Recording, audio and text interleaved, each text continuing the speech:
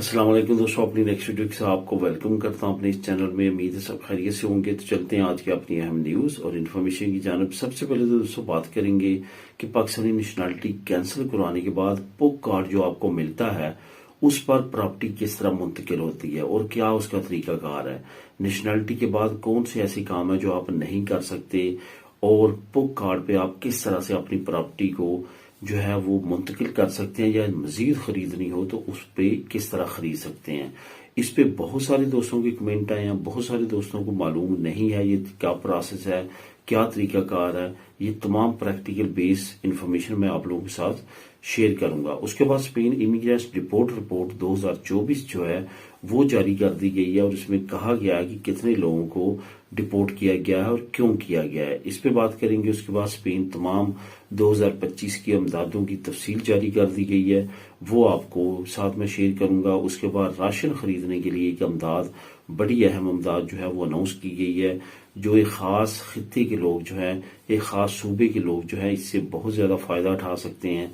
इस पे बात करेंगे वीडियो के आखिर में और आप लोगों के साथ लिंक भी शेयर करूंगा। तो आज बात करते हैं कि लिंक्स कौन कौन से मिलेंगे आपको। दोस्तों ये जो 3 आखिरी न्यूज हैं जिसमें स्पेन इमिग्रेशन रिपोर्ट, स्पेन तमाम 2025 की अमदादों की तफसील और राशन खरीदारी के लिए अमदाद जो 693 यूरो की अनाउंसमेंट की गई है, ये तीनों लिंक्स आपको नीचे डिस्क्रिप्शन में मिल जाएंगे। आप इनको खुद भी क्लिक करके रीड कर सकेंगे। इसके साथ साथ तमाम दोस्तों से गुजारिश है जो इस चैनल पे नए हैं या वो दो जिन्होंने अभी तक इस चैनल को सब्सक्राइब नहीं किया, लाजमी तौर पे चैनल को सब्सक्राइब करें ताकि तमाम इन्फॉर्मेशन डे बाई डे जो आ रही है वो आप लोगों के साथ पहुंच सके। दोस्तों बात करते हैं कि पाकिस्तानी नेशनलिटी कैंसिल करवाने के बाद आप पुक कार्ड पर प्रॉपर्टी किस तरह मुंतकिल कर सकते हैं।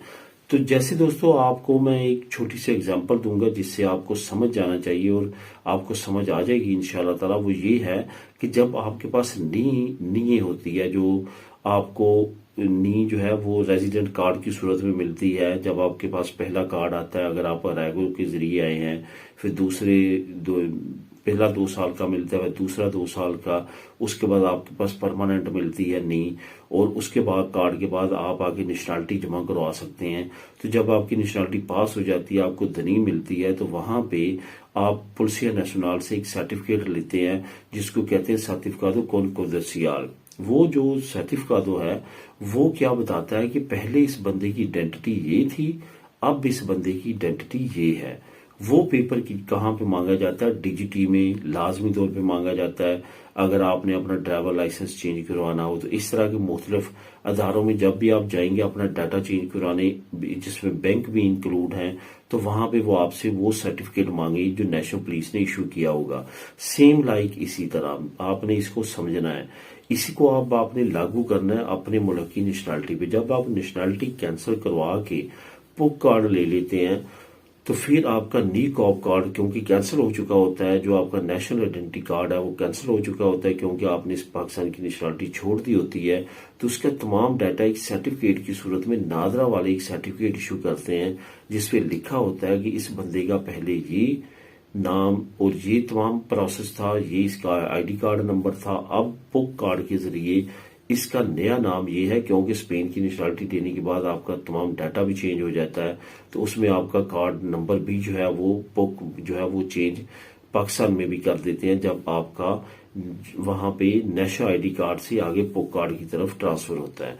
वो सर्टिफिकेट जो है वो फिर आपने लेके जाना होता है अपना जो लैंड है रेवेन्यू, जो आपका लोकल ऑफिस है जिसको हम वहां पे पटवारी का दफ्तर या तहसीलदार का दफ्तर बोलते हैं, वहां पे आपने उस कार्ड के जरिए अपनी तमाम प्रॉपर्टी को अपने नाम कन्वर्ट करवाना होता है। यहाँ पे आपको ये भी बताता चलूं कि अगर फॉर एग्जांपल आपने नई प्रॉपर्टी खरीदनी है तो उस पे पुक कार्ड पे आप आराम से प्रॉपर्टी खरीद सकते हैं, कोई भी किसी तरह की भी मामनत नहीं है, बल्कि आपको ओवरसीज पाकिस्तानी होने की वजह से वहां पे टैक्स में छूट मिलेगी और पे जो है वो तकरीबन कुछ प्रॉपर्टीज पे तो 0 जो है वो टैक्स आपको पे करना पड़ेगा।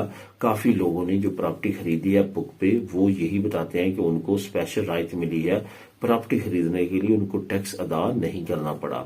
अब यहाँ पे आपको बताता चलूं कि आप कर क्या नहीं सकते, क्या फर्क है जो है वो ओवरसीज जो आपके पास कार्ड होता है जिसको नीकॉप बोलते हैं, जो आइडेंटिटी होती है आपकी जब आपने पाकिस्तानी नेशनलिटी अभी नहीं छोड़ी होती, उसमें आप क्या चीजें कर सकते हैं और पुक पे नहीं कर सकते। एक तो आप असला अपने नाम पे नहीं खरीद सकते पुक कार्ड पे, ये आपने याद रखना है कि आप असला नहीं खरीद सकते। दूसरे नंबर पे आप जो है अगर आप यूएनओ की चार्टर्ड के मुताबिक ऐसे एरिया में जाते हैं जो कि जहां पे दो मुल्कों की आपस में उस एरिया पे जंग हुई हो, तो वो कश्मीर का एरिया, वहां पे भी अगर आप जाएंगे तो उसके लिए आपको स्पेशल परमिशन जो है आर्मी से लेना पड़ेगी वहां विजिट के लिए। तो ये कुछ चीजें हैं जो आप नहीं कर सकते और इसके मुताबिक जो है आपको चलना होगा जब आप पॉक कार्ड जो है वो ले लेंगे। उसके अलावा दोस्तों कोई भी किसी तरह की प्रॉब्लम नहीं है। यहाँ पे थोड़ा सा मैं आपको बताता चलूं कि जो दोस्त पाकिस्तानी नेशनलिटी को कैंसिल करवाने के बारे में क्वेश्चन पूछते हैं उनके लिए यही है कि आपने आईडी कार्ड जो है वो नादरा की वेबसाइट पे खुद कैंसिल करवाना होता है, उसके बाद कौंसलेट या एम्बेसी जाके अपना पासपोर्ट कैंसिल करवाना होता है और वो जो सर्टिफिकेट आपको मिलते हैं कैंसिलेशन के वो आपने संभाल के रखने हैं। उसके बाद आप पे कोई भी प्रॉब्लम नहीं हो सकती क्योंकि आपने एप्लीकेशन इनपुट कर दिया और आपकी नेशनलिटी जो है वो कैंसिल हो चुकी है। इस वजह से ये तमाम चीजों का आपने जहन में रखना है और इसके अलावा जो है और आपको कुछ अमल करने की जरूरत नहीं है। अब दोस्तों बात करते हैं कि स्पेन इमिग्रेट्स डिपोर्ट रिपोर्ट 2024 जो है वो पेश कर दी गई है कि 2024 में स्पेन ने कितने गैर मुल्कियों को जो है वो डिपोर्ट किया है। यहाँ पे जो टॉप पे हैं वो गैर मुल्की हैं जिन्होंने किसी न किसी क्राइम में जो है वो कुछ न कुछ किया है, यानी क्योंकि ऐसा क्राइम किया जो कि काबिल कबूल नहीं था उनको जो है वो डिपोर्ट किया गया है। यहाँ पे आपको एक और बात भी बताता चलूं कि यहाँ पे जो डिपोर्टेशन रेशियो है स्पेन की वो ना होने के बराबर है, लेकिन यहाँ पे डिपोर्ट तभी इमिग्रेंट को किया जाता है जब उनके खिलाफ काफी बड़े ठोस सबूत होते हैं और ये समझते हैं कि ये बंदा जो है इनके माशरे के लिए काफी ज्यादा खतरनाक साबित होगा तो तभी उसको डिपोर्ट करते हैं। नॉर्मली स्पेन जो है वो डिपोर्ट नहीं करता। ये तकरीबन 3400 के करीब जो है वो तादाद है बनती जो 2024 में जिन लोगों को जो है वो डिपोर्ट किया गया है। यहाँ पे मैंने कल आप लोगों के साथ एक लिंक और एक न्यूज शेयर की थी जिसमें मैंने बताया था कि 3 जो लोग हैं नेशनलिटी लेने के बाद उनके लिए जो है इन्होंने कहा है कि अब फरवरी से उनके गिर्द घेरा तंग करेंगे और उनको डिपोर्ट भी कर सकते हैं और उनकी नेशनलिटी भी कैंसिल कर सकते हैं। उसमें जो एक कैटेगरी है कि आप किसी और मुल्क में या किसी और खित्ते में या किसी और ऑर्गेनाइजेशन में ट्रेनिंग लें, उनका हिस्सा बने और वो ऑर्गेनाइजेशंस हों जो जिस बैन किया हो इंटरनेशनल लेवल पे या नेशनल लेवल पे स्पेन ने उसको बैन किया हो, तो अगर आप उसमें पार्टिसिपेट करते हैं और इनको पता चल जाता है तो तब भी आपकी नेशनलिटी कैंसिल हो सकती है। ये जो ज्यादातर लोगों को डिपोर्ट किया गया है ये उसी कैटेगरी में आते थे और तभी इनको डिपोर्ट किया गया। इसकी मजीद डिटेल जो है आप नीचे लिंक नंबर 1 को क्लिक करके खुद भी रीड कर सकते हैं। अब दोस्तों बात करते हैं कि स्पेन में वैसे तो तमाम जो अमदादें हैं उसकी एक बड़ी अमदाद इन्होंने इंग्रेसो मिनिमम विटाल लॉन्च कर दी है, लेकिन इसके साथ साथ बहुत कैटेगरीज हैं जो कि अमदादों की सूरत में आपको मिलती हैं और आप अप्लाई कर सकते हैं। बहुत सारे लोग ऐसे हैं जिनको उन अमदादों का पता नहीं है। अगर आप इंग्रेसो मिनिमम विटाल में रिजेक्ट हो जाते हैं क्योंकि इंग्रेसो मिनिमम विटाल ओवरऑल आपकी फाइनेंशियल कंडीशन और तमाम चीजों को देखती है, तो फिर आप इस कैटेगरी में डिटेल के साथ हर कैटेगरी की अलग-अलग अमदाद भी है उसको भी देख सकते हैं। जो नीचे में आपको लिंक दे रहा हूँ लिंक नंबर 2, वहां पे आप क्लिक करेंगे तो हर कैटेगरी की छोटी से छोटी अमदाद भी इस ग्राफ में दी गई है। आप उससे रिलेटेड वहां पे पढ़ सकते हैं, उसकी रिक्वायरमेंट देख सकते हैं। अगर किसी आप कैटेगरी में फॉल करते हैं तो लाजमी तौर पे वहां पे आप अमदाद अप्लाई कर सकते हैं। अगर आप इंग्रेसो मिनिमम विटाल में अप्लाई करते हैं और आप समझते हैं कि आप एलिजिबल हैं तो आपको इंग्रेसो मिनिमम विटाल ओवरऑल जो बड़ी अमदाद है वो अप्लाई करनी चाहिए। अगर वो खुदा न खासा आपकी रिजेक्ट हो गई है या आप समझते हैं कि वो आपको नहीं मिलेगी तो आप इन कैटेगरीज को भी चेक कर सकते हैं। यहाँ पे भी इंडिविजुअली जो है वो अमदादें अनाउंस की गई हैं और मिलती हैं, इस पे आप वहां पे चेक कर सकते हैं। अब दोस्तों आखिर में बात करते हैं कि राशन खरीदारी के लिए 693 यूरो की एक अमदाद की अनाउंसमेंट की गई है एक अहम सूबे की तरफ से, एक अहम डिवीजन की तरफ से, और वो डिवीजन है कैपिटल डिवीजन मैड्रिड।